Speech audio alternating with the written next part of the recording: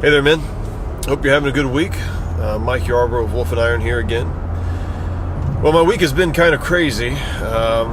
Pretty sad, actually. My grandma on my dad's side died just the other day. And whenever these kind of things happen, I think, should I share it with the guys? Should I not? And I found that these things really help us to kind of process these things together, because when we don't talk about stuff, we really don't always know how we're supposed to handle things, and it's a little bit different for everybody anyhow.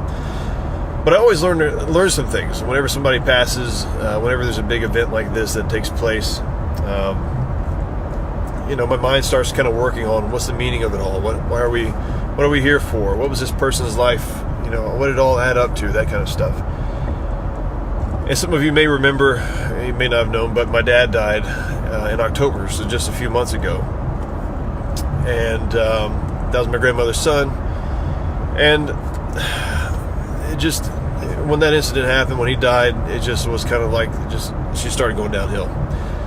I'll tell you one of the things, there's a couple of things I want to point out in this video. One of the things that just always is becoming more and more apparent to me every time something like this happens is just how powerful our connections to one another are, and just how much our lives are intertwined. I mean, we've all heard the story of, the grandpa dies, grandma's not far behind type of thing.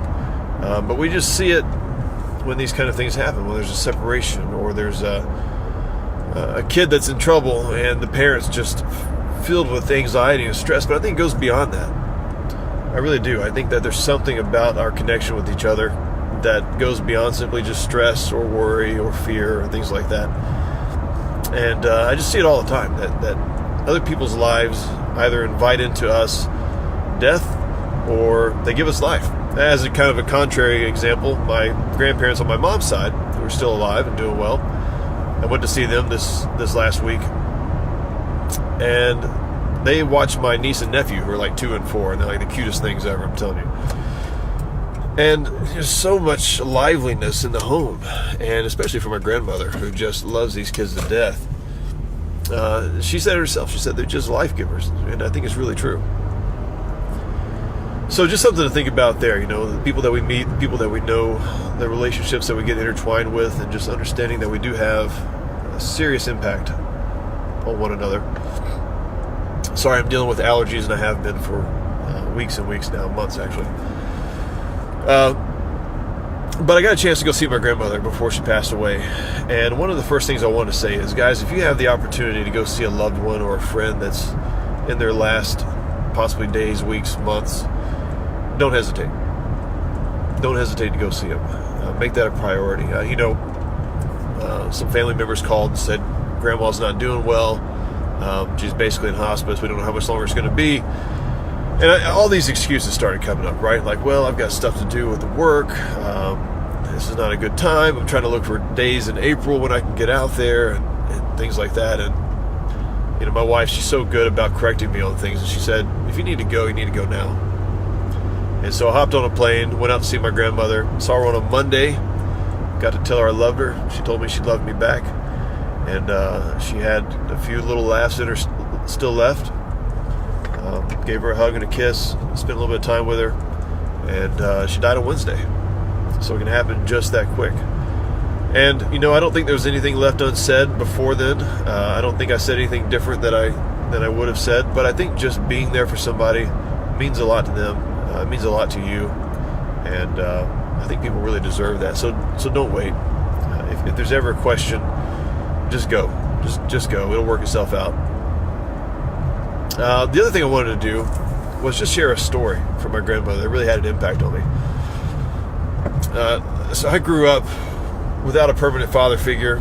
My dad and mom separated when I was just a baby, and so I lived mostly with my mom or with my grandparents on my mom's side.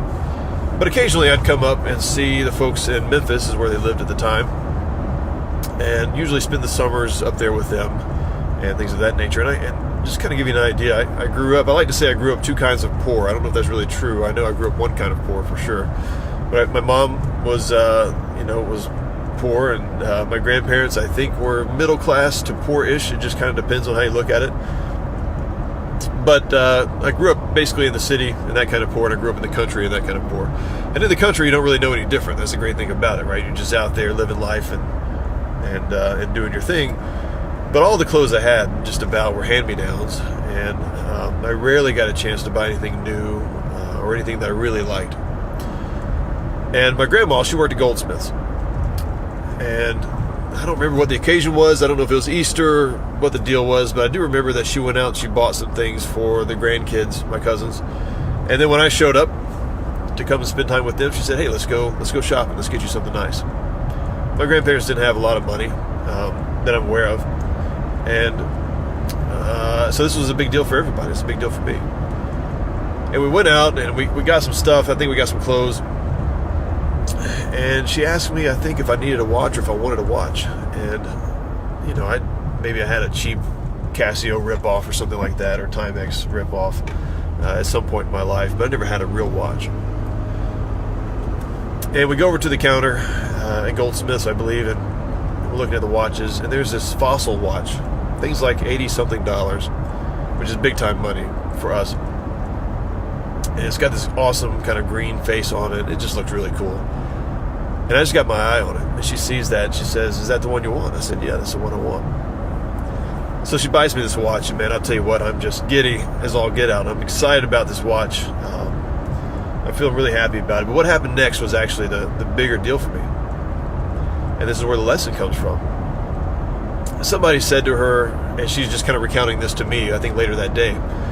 She said, "Why did you buy him, that expensive watch? Why'd you give him that watch?" And she said, "Well, if I got him anything else that he didn't like, he wouldn't have wanted it, and he wouldn't have worn it, and so it would have just been a waste of money. And so I wanted to get him something that I knew he would like, and that he would actually wear it."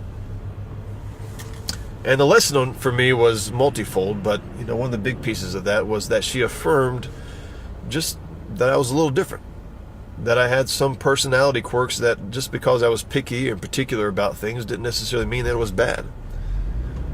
And she saw that in me, even though she didn't spend as much time with me as the rest of my family did on my mom's side. She saw that in me. She knew that about me. And she reaffirmed that, or really probably affirmed that for one of the first times in my life, that I had some things about me that were unique, and that was okay. And that she wanted to support me in that. And really just how important it is to recognize people for who they are, not try to force them into some kind of mold.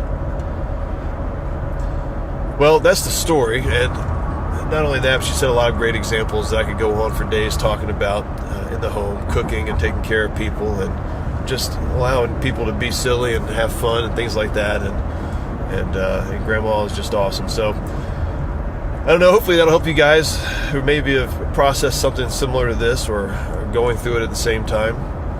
And just love on people when you can. Make sure they know how you feel. Get out there and see them.